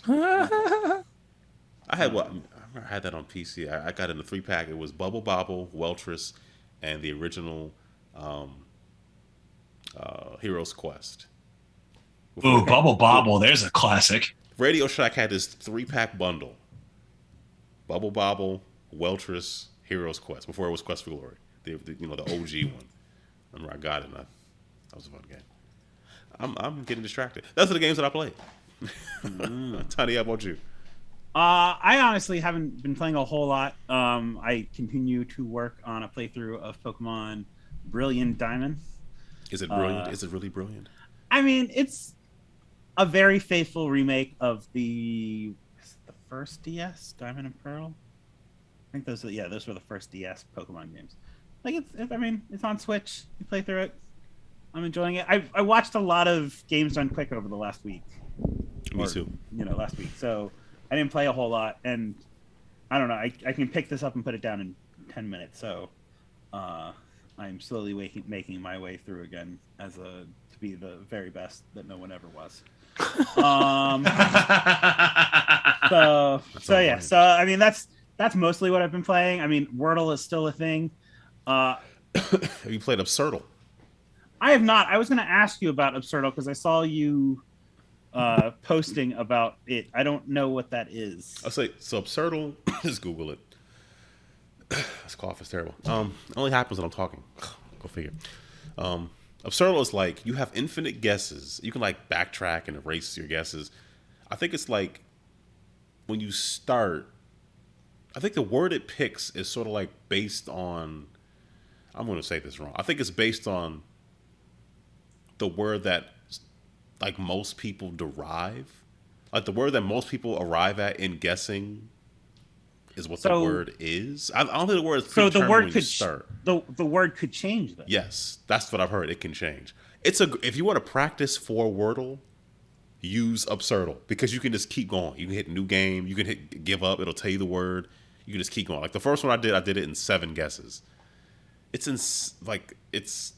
nutty, but it is a great way to like practice for Wordle. So that's something. Okay. If that matters. Like Joe, I know you play Wordle, so I do play Wordle. I've had a ball with it. It is great. I love sharing it. It's just I wake up every day like, let's go. So I failed the other day. I felt like a fool. I feel like a fool today because I don't know why. It took me 5 guesses. I'm like, that's it. That's the word. What was I thinking? I don't know. Yeah, it took me 4 today, and the way I got to 4, I'm just like, oh man, I would have never thought of that. My strategy of using the same exact word every time, it works. It does work. Having a consistent opening, I think, is the right answer. Yeah. So. And not just randomly guessing words. Play on hard mode by default. That's the best way to play. you just don't like that sometimes I will decide to go with a different word that has none of my gets already. And I don't like it. I just don't understand wasting a guess. I just don't. It's not wasting a guess. You're eliminating options on your keyboard. So at the cost of something will never be correct. But yes, yes. 2 things can be true. So anyway, I mean, so aside from that, Wordle, I did forget to, I guess, mention what Extra Life announced Extra Life United this week. I should have mentioned it's in April, right? It's April 12th to the 15th. So, yeah, I guess we'll see. They're trying to do both in-person and remote for both board game and video games. So I like both of those things. We will see what happens. So, but yeah, I mean, aside from that kind of stuff, nothing else too great and exciting going on. So, all right, we can just do a little couple of news things and then we'll get out of here. I put an article on the outline that I never actually read about Troy Baker and NFTs. So maybe somebody else read it and can tell us what it's about. Oh, this was I got the gist of it. Like he pissed off the internet. He did by partnering with an NFT company. But wasn't he using like voice clips that had not been like cleared? Well, right. I believe the company was, for example, is on their website or something. Somehow was related to. They essentially stole audio clips from another source. Okay. Stolen, yeah. Stealing but I mean, stuff, that's the same thing as. Have you been seeing that they've been turning YouTuber profile cards into NFTs? Who is buying this stuff? Lord! Who is buying that? That's ridiculous. I mean, it's all money laundering. So I wish I could tell you, but anyway, So Troy Baker pissed off a bunch of people by essentially like partnering, and it was a special couple days. I don't know if anything has come of it since then. Well, apparently he said something like some people hate while others create. He had some kind of snarky response. That was this real snarky comment that I saw. Apparently he came back and was like, "Yeah, I probably shouldn't have said that." Like, no, you shouldn't have. So we like Nolan North better anyway. Just saying. Yeah, so that was a special one. NFTs. But then everyone forgot about that because we woke up on Tuesday morning and Take-Two bought Zynga for $12 billion. That's what you're gonna say? Is that that's the biggest thing ever? That's the. How was Zynga worth $12 billion anyway? I saw that. Like, who's still playing Farmville? Candy or is that King? No, Candy Crush is King, which somebody else bought that by somebody else, right? Which we're Zynga slowly owned. I mean, Zynga still was relatively still popular globally. But like Zynga, oh man. Anyway, yeah, I'm just looking at. I don't want to look at this anymore. But yeah, let's just get there. Yo, Microsoft bought Activision Blizzard. Yep, there we go. There's the big one, which is insane. $70 billion. Like, really, they had a hole burning in their pocket. They needed to buy them up. Microsoft has so much more. Like, that is still chump change for Microsoft. They really. I'm sure it is. But is anybody still questioning Satya Nadella's commitment to games? Is there still like? That's what I did see someone today. Like, what's going to happen when Microsoft gets bored with games again, like they usually do? I'm like, it's been 20 years. Bored. It's that they change CEOs. Like, it's a difference. Anyway, yeah. Well, the previous CEO was also the one who, gave them a thumbs up to take $1 billion hit when the 360s were dying everywhere. Right. So Steve. But Ballmer, yeah, like, I mean, man, I don't know. I understand that Bethesda was also a publisher, but no one cared about Wet. But like this is a big deal. It really is. And it's yeah. There were a lot of people, so many huge franchises under one roof that are now owned by Microsoft. Yeah. Yep.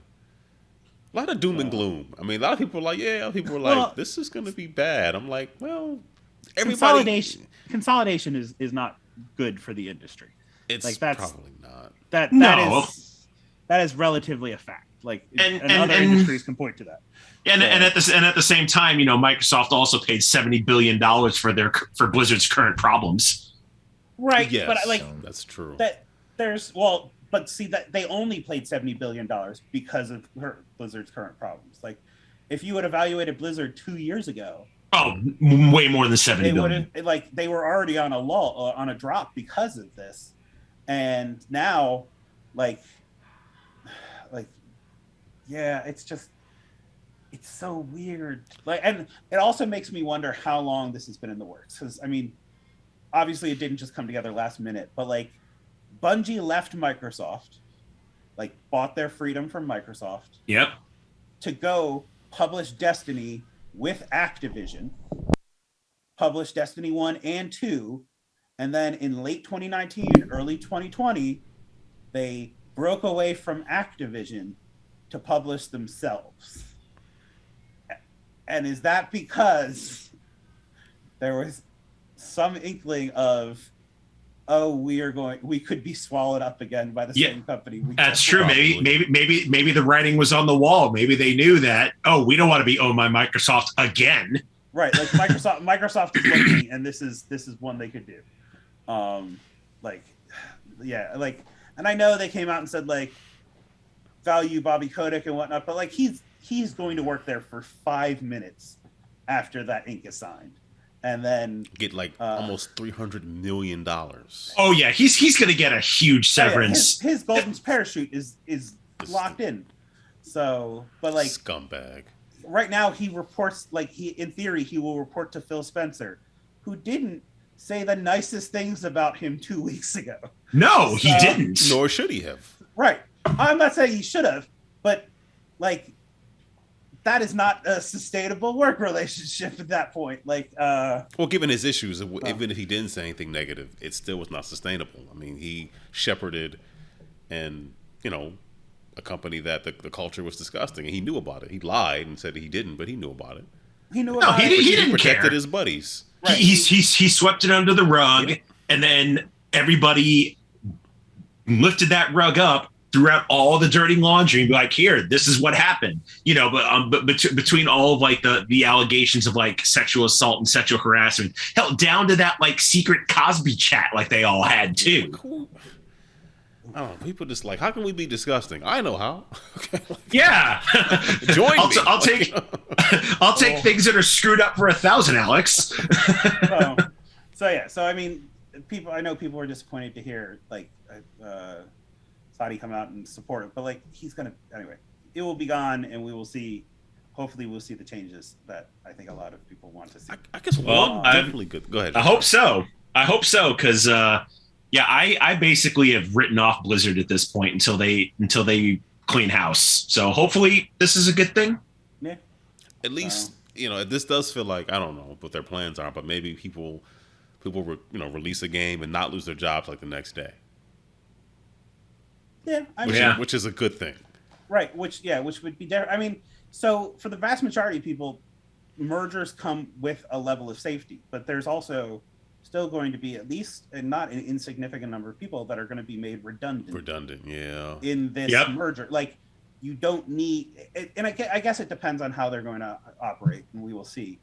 Because like it looks like Double Fine, for example, maintained most of their independence, but like, is Microsoft going to maintain two publishing arms, because they already do their own publishing and have a software distribution and all that stuff, and then Activision did that. Yeah, that's true. Yeah, but I mean, to be fair, you've got two giant names. I mean, that can only help Microsoft as far as a publisher, I would think. Well, right, from a name, but for example, from a production standpoint, they don't need two production pipelines. No, I agree with that. So like, there's those pieces. So I mean, we will see. Like, it's an interesting conundrum. But the other thing is, and who was it, the one who put it in the chat, Aaron, that Gary Whitta came out and said, like, if you think this is the biggest news he's like, in gaming this week, just wait. Which just wait. Seems real ominous. Like, And the week's almost over. Who is Gary Whitta gonna kill? Like, is he gonna take out? I don't know. Maybe Richard Garriott or like John Carmack is going to be an alien. We're actually just going to realize this now. Or maybe Microsoft buying Sony isn't that far fetched. or Microsoft has gone back to try to buy Nintendo again. Yeah. Isn't it part of Nintendo's like corporate, like, I don't know what the word is, but like they have an anti-takeover strategy, if that is what we're talking about. Well, I thought it was like some kind of policy where like it just could never happen or something. I don't know. I mean, they have essentially a poison pill. I was reading about it to stop people from being able to take them over. The whole headquarters just like slowly just yes, a lava pit opens up and just sinks into it. Just evaporates. It's actually a giant airship, and the only way to take it over is if you board it and then jump on. Several of upper management's heads. So it's a thing. And then you find out the deed was in another castle. But yeah. So I mean, well, I guess we'll see. Like people are talking about like, oh, when is stuff coming to Game Pass? What's Microsoft going to do? Like Microsoft's software company, they'll more than happily keep selling Call of Duty on a lot of platforms. But they're going to make it a lot more attractive to play it on an Xbox platform than on any other platform. Oh yeah, the exclusives are going to be egregious. Right.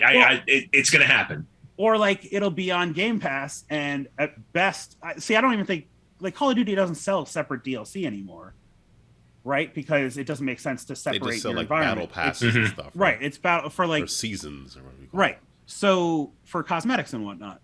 So like, hey, are they going to do DLC on the Sony platform, and then this is all included inside your Game Pass?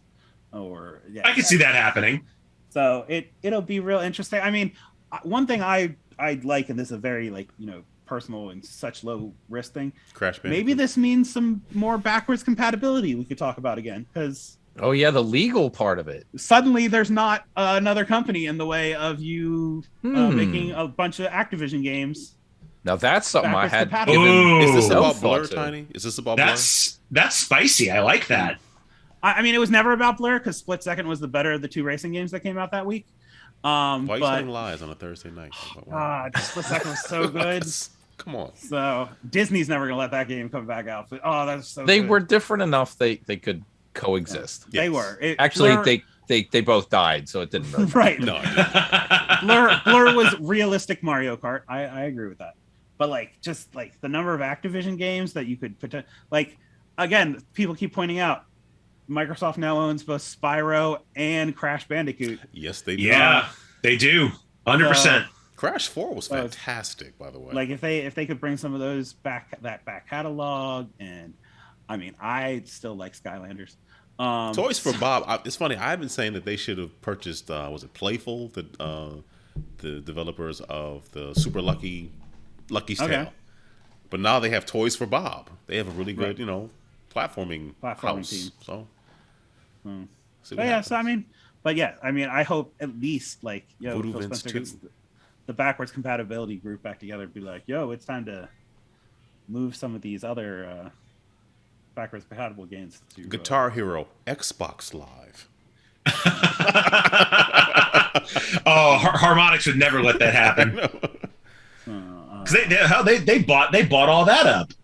Yeah, they bought up a lot of stuff.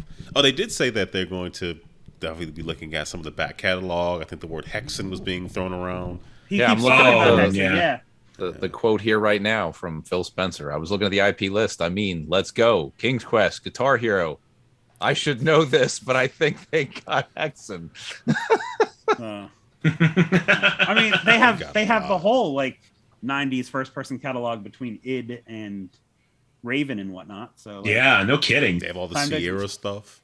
yeah, time to go have Soldier of Fortune back and Soldier of Fortune 2, and Hex. Oh, and see. Heretic and Oh, does that mean Soldier of Fortune Payback can be backwards compatible finally? I mean, in theory, it could. I don't know why anyone would want it. but Oh, yes. it's the greatest broken first person shooter I've ever played.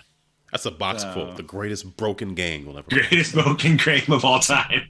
It was good. Good fun. Locked up on me a lot, but good stuff. So yeah. So, but hopefully, that would be. I mean, we'll see. We'll see what this ultimately means from.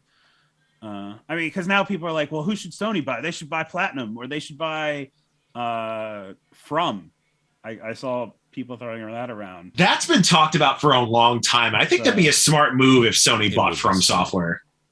Well, but like I would assume they would have instead of buying Bluepoint. Like, why not just then have From make the Demon Souls remake? Yeah, Instead or of Bluepoint. or like when they bought Housemark, who made Returnal. Right. Like, Oh. I mean, they made one giant game, and you buy them. Well, they also made I mean- Nex Machina. And that was dope. That is true. Right. Not a So, system seller, but still. Aaron, what's this Toe Jam and Earl thing? Oh, there's a Toe Jam and Earl board game. That What? is- Excuse me? it's $20. Let me click on the link here. I just happened to see it on Twitter. Oh, it's from Limited Run Games, so you'll get it sometime in December. The studio was actually, I forgot, they had tweeted it out. I don't know. I mean, I was never a huge. I think I like Toe Jam and Earl like in theory more than the actual like game, but I did like Toe Jam. Did you play the remake that came out a couple years I ago? did briefly. What did you think of it? I really enjoyed it. I think there was a lot of love and care put into that game, and to not to name drop, but the fact that Macaulay Culkin's company Bunny Ears actually had something to do with that remake, and I think he was like a huge Toe Jam and Earl fan, which is why they did. It had anything to do.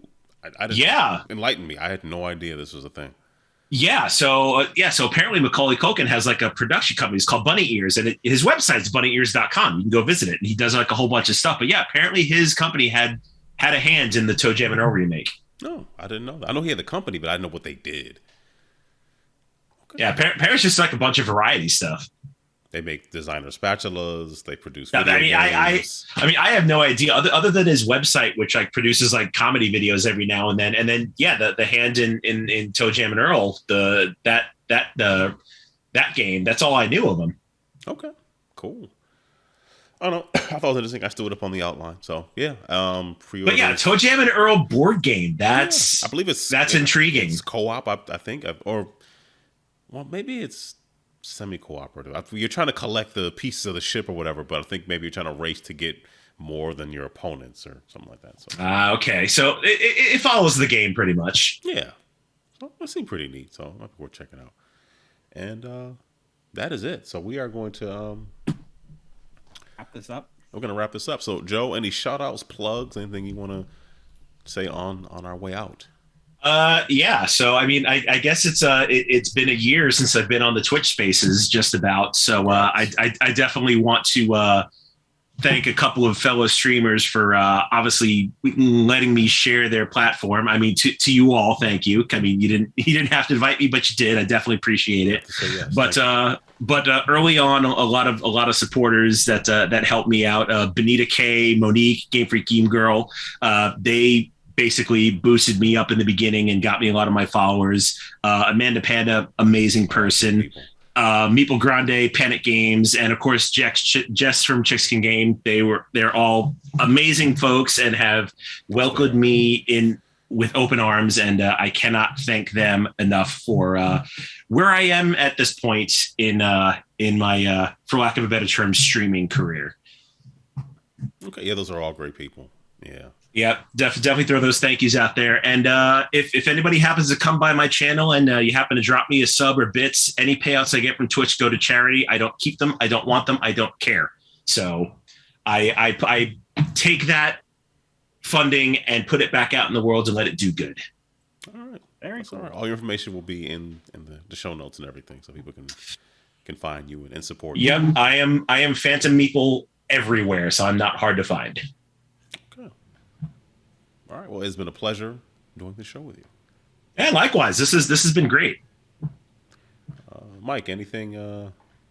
Yep, just the usual as always. I encourage those who are eligible to donate blood, and anyone who has pets to have them spayed or neutered. All right.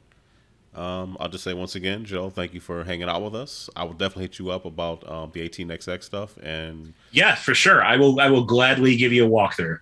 Awesome, and love to have you back on the show at some point as well. Yeah. I would love to come back. This is a blast. And thank you for all the folks who are in the chat. James and Granny Gamer, Game Vet, I think who maybe just dropped in. Sorry, we started doing the show a little bit earlier, so try to do it at 8 now. I have a 9 o'clock bedtime, so you know how it is. If you want to leave us feedback, you can always email us at podcast@GameEnthus.com. Leave us a voicemail at 202-573-7686, and then check out stuff on GameEnthus.com and the GameEnthus YouTube channel. Tiny, take it away.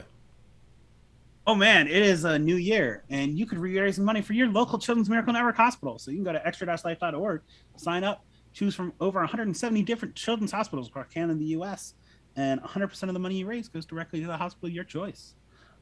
If you're not able to participate, you can also donate. If you go to extra-life.org/participant/tiny415, no, tiny2022.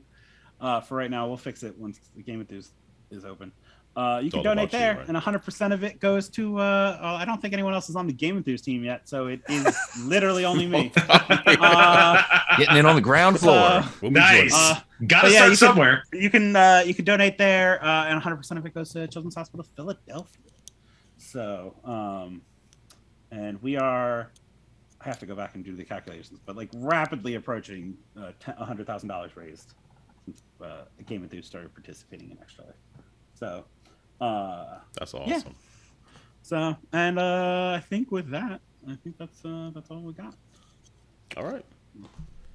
That's gonna do it for us. Joe, thank you once again. Yeah, thanks for having me. I will gladly come back anytime you need me. Sounds like a definite plan.